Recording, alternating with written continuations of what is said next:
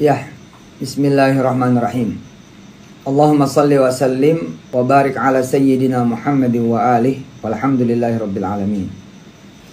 Di kesempatan kali ini saya ingin mengemukakan, ingin mengetengahkan, ingin kemudian menyampaikan satu tips ya, satu trik, satu strategi supaya kemudian hasil kerja teman-teman yang kerja, hasil usaha teman-teman yang usaha itu jauh melampaui barang dan produknya.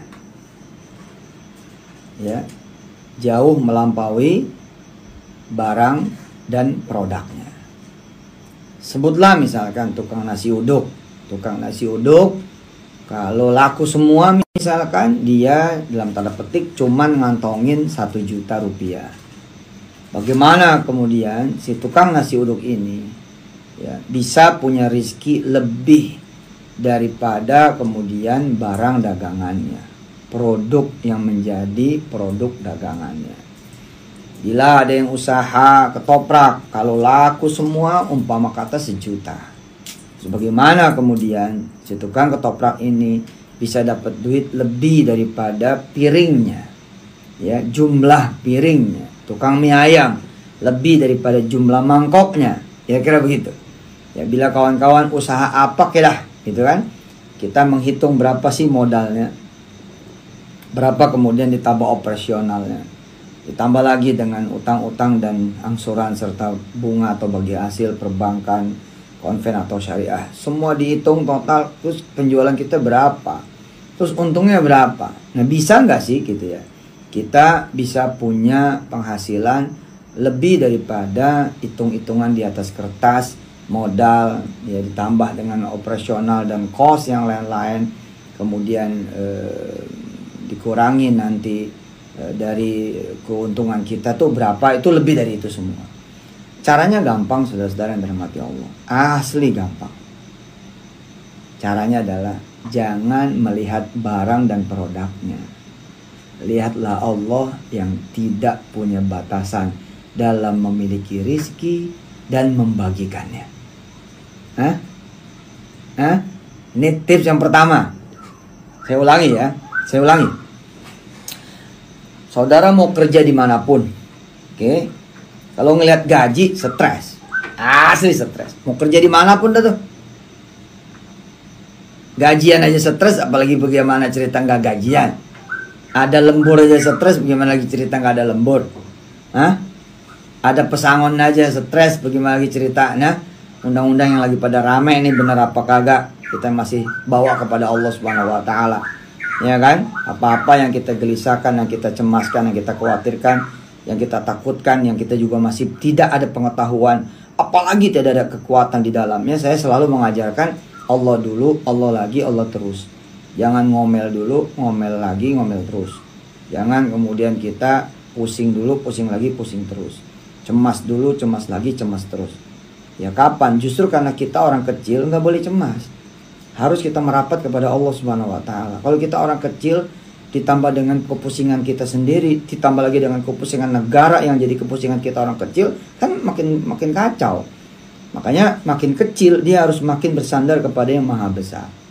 Oke, saya ulangi kajian kita pada malam hari ini. Saya diamanahkan untuk mengajar sesi bisnis malam hari ini di kajian mingguan Forum Jaket, organisasi jaket yang merupakan organisasi yang banyak sekali kebaikannya buat Darul Quran.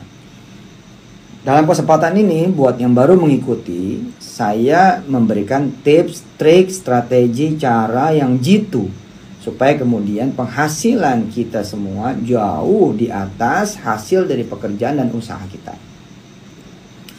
Mau kita kerja dimanapun, umumnya penghasilan kita jauh di atas ya pengeluaran kita, jauh di bawah pengeluaran kita. Pengeluaran kita itu selalu jauh lebih besar daripada pemasukan kita. Ketika kita menjadi pengusaha, ya, kita pun tahu gitu loh, betapa kemudian menjadi pengusaha itu jihad. Jihad, bos. Jihad, asli jihad. Istilahnya kalau karyawan ngurusin palanya dia doang. Tapi ketika pengusaha, ada berapa orang yang ikut sama dia? Allahu Akbar. Udah gitu nggak cukup pala orang yang ikut sama dia, tapi pala siapa yang ikut sama pala yang ikut sama dia. Itu saya bilang sama teman-teman, udahlah. Kalau mau jihad yang real di urusan ekonomi, jadi pengusaha. Saudara baru tahu betapa memang urusan yang satu ini membutuhkan perjuangan yang luar biasa. Terus bagaimana seorang pekerja bisa dapat hasil kerjaan yang lebih daripada gajinya? Lalu seorang pengusaha bisa dapat hasil yang lebih gede daripada usahanya? Gampang. Tips nomor 1 adalah Bismillahirrahmanirrahim. Allahumma sholli wa sallim wa barik ala sayyidina Muhammad wa ali. Jangan lihat kerjaannya. Jangan lihat usahanya. Jangan lihat berapa gajinya, berapa untungnya. Jangan. Termasuk nggak usah ngelihat omset kalau saya mah. Yang saya lihat siapa sih? Apa sih? Yang saya lihat adalah Allah dengan kekayaannya, Allah dengan kebaikannya, Allah dengan rizkinya, Allah dengan kemurahannya. Itu aja. Ya. Lalu bagaimana dengan pekerjaan dan usaha saya? Pekerjaan dan usaha kita semua, kita jadikan dia sekedar mangkok. Jangan sampai nggak ada mangkoknya. Betul nggak? Kita jadiin dia piring, ya nggak jiwingki. Jangan sampai kemudian kita nggak punya piringnya, nggak punya gelasnya. Itu aja. Kita jadiin kemudian pekerjaan dan usaha kita asli beneran sebagai ibadah dan amal soleh. Allah nyuruh kita kerja, Allah nyuruh kita usaha. Soal duit mah jangan di situ nyarinya, di sejadah Jangan di situ nyarinya, di sejadah. Orang-orang yang baru kerja apalagi, kalau emang judulnya nyari duit, belum apa-apa udah minta ongkos sama emaknya. Ya, baru kerja tuh. Udah. Nyarinya di mana? Nyarinya sama Allah. Kalau udah judulnya nyarinya sama Allah, di jalannya Allah, di sejadah, di sedekah, di anak-anak yatim, fakir miskin, di ngasih makan orang susah, di sholat berjamaah, mintanya di situ. Tapi kita punya syarat yang tidak dimiliki orang lain yang malas. Apa? Kerja sama usaha. Itu kelebihannya. Maaf ya. Maaf. Kalau ketemu nih orang yang kerja habis-habisan, oke, sama orang yang duha habis-habisan, sedangkan yang kerja ya kagak sholat duha. Katakanlah yang duha kagak kerja, maaf loh, itu yang duha bisa lebih daripada yang kerja loh. Kecuali nih yang duha itu ya dia kerja juga, atau yang kerja duha juga. Nah, itu nyari lawannya susah gitu. Ntar kita cas dulu nih, habis baterainya. Jadi saudara-saudara yang dirahmati Allah, Allahumma sholli wa sallim wa barik alaihi wa ala alihi. Oke, kita lanjut ya. Kita lanjut, bismillah ya. Bisa didengar suara saya ya enggak? Ya, masuk ya. Jadi, saya ulangi nanti kita diskusi ya. Bahwa cara paling gampang kita bisa punya penghasilan lebih dari pekerjaan kita dan lebih daripada usaha kita, barang dan produk kita, adalah kita ngelihat Allah Subhanahu wa taala. Jadi enggak stres. Jadi nggak ada nih kalimat begini modelnya. Ya Allah ji, gue cuman tukang bubur ji. Dari mana gue bisa pergi haji? Nggak ada cerita. Dong kita nggak ngeliat gerobak. Emang Tuhan kita gerobak? Ya Allah ji, nggak dipotong aja gaji gue nggak cukup ji. Gimana lagi dipotong? Ya salah lu ngeliat gaji. Emang Tuhan lu gaji? Ustadz mah enak ngomong begitu lah, karena gue pernah enak ngomong gini, gue kasih tahu. Nah ikutin. Seorang tukang ayam nih, Ji Dedi, ya, Ji Yunus dan kawan-kawan, Ji Marcos. Tukang ayam, tukang sate ayam. Ini kisah ada nih, kisah sehari-hari kita nih. Asal dia ngelihat tanah yang di depan, dia nggak ngelihat gerobak ayamnya. Asal ngelihat tanah yang di depan, dia nggak ngelihat gerobak sate ayam yang nggak dia lihat. Yang dia lihat nih tanah punya Allah, kata si Mansur gitu. Itu kalau kata si Mansur masih sopan dah. Nah, biasanya orang manggil si Ucup. Ucup juga masih sopan. Ntar gue bikin deh grup Ucupers.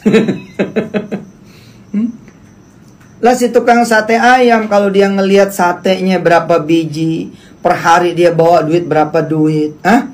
Gerobaknya udah pada rombeng, betul nggak? Kipas udah pada bolong-bolong. Orang pakai kipas angin, dia nggak bisa beli kipas angin. Apa dia sanggup meminta kepada Allah tanah di depan? Nggak sanggup. Dia mikir apa? Gue sih tahu diri dah. Gue bisa jualan itu bagus. Kamu boleh ngomongan begitu. Mana ada orang boleh ngomong begitu?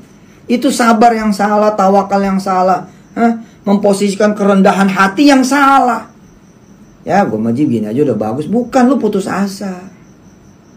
Gue mau udah bisa jualan udah bagus. Bukan, lu nggak ngerti. Lu nggak paham, lu bisa minta apa yang lu mau minta, semua punya Allah. Lu lihat apa? Lu lihat omset lu ya Pak Ustadz lah, omset kita 200.000 sehari Pak Ustadz. Lah emang kalau omset 200.000 sehari Allah nggak boleh ngasih tanah sama ente apa? Orang tanah punya dia kok.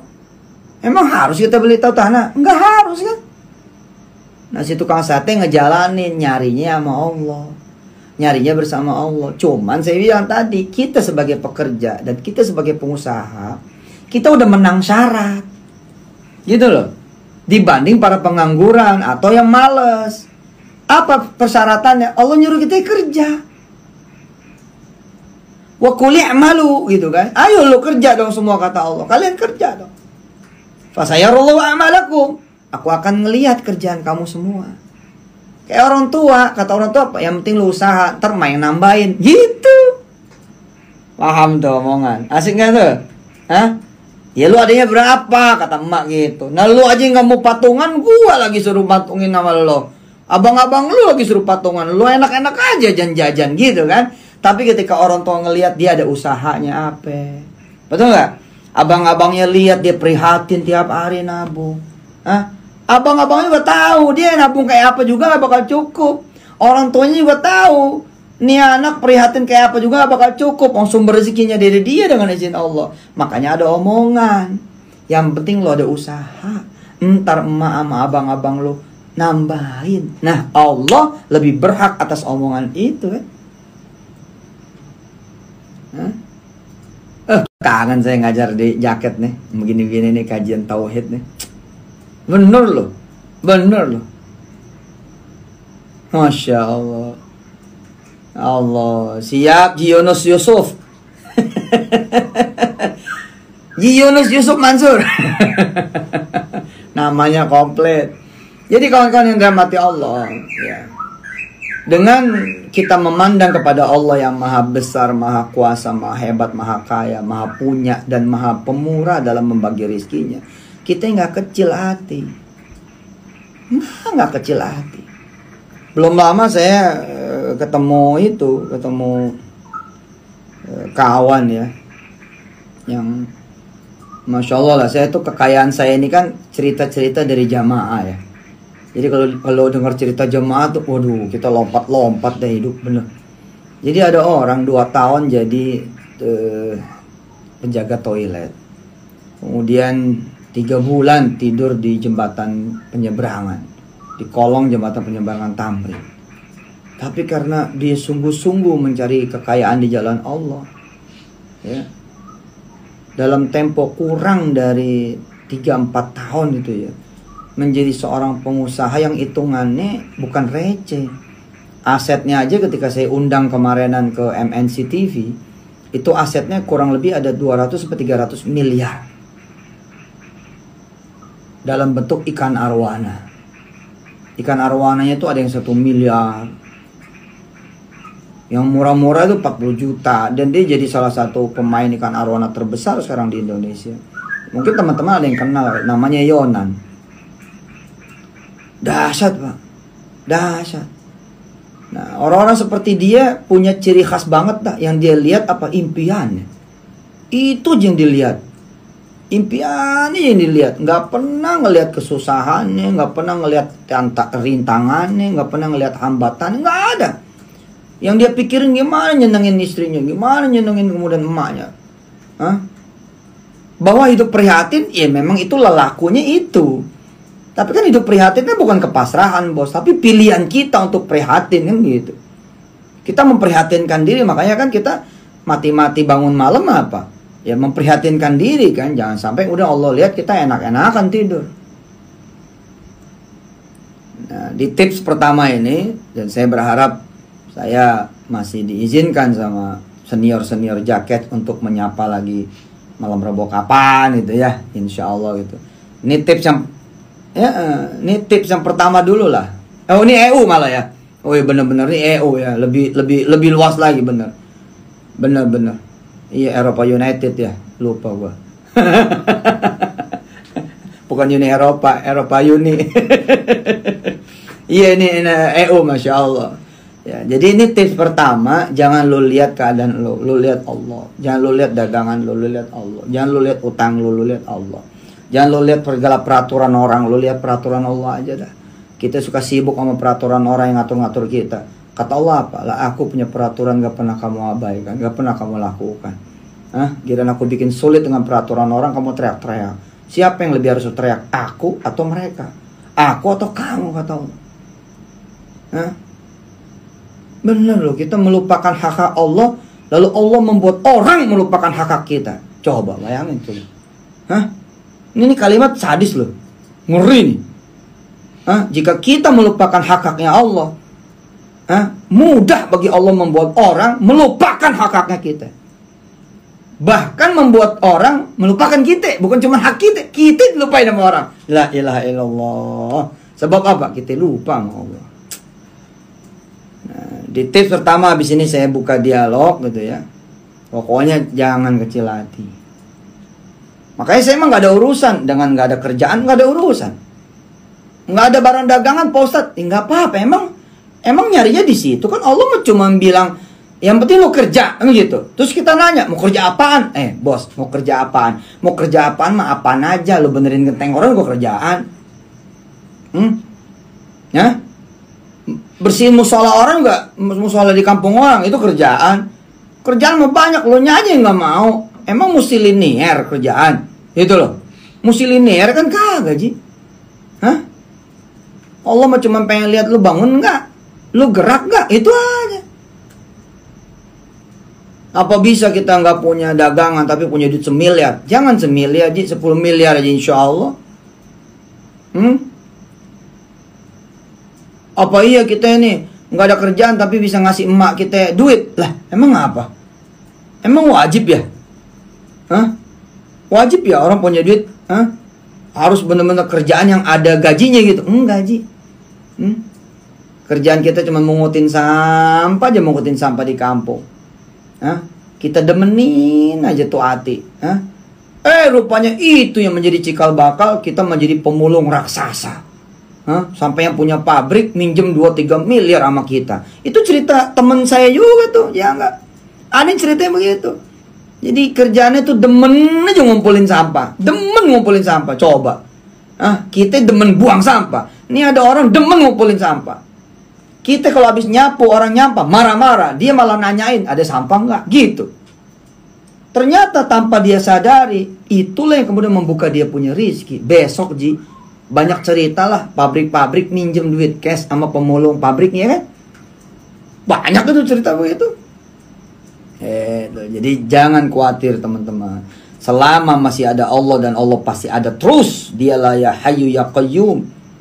Maka nggak apa ya, nggak boleh ada kekhawatiran apapun. Nggak boleh. Ini tips yang pertama. Nanti kapan yang kedua saya justru ingin teman-teman itu ngasihin nambah beban. Nanti pertemuan kedua ingetin ya enggak ya, dicatat. Nanti janji itu pertemuan kedua ngomong tentang nambahin beban gitu. Jadi bisa jadi rezeki kita ini dikit karena beban kita dikit Ji. Makasih. Mudah-mudahan ketemu lagi kita dan bisa ketemu darat. Amin. Covid hilang. Amin. Jazakallah semuanya ya. Alhamdulillah. Assalamualaikum warahmatullahi wabarakatuh.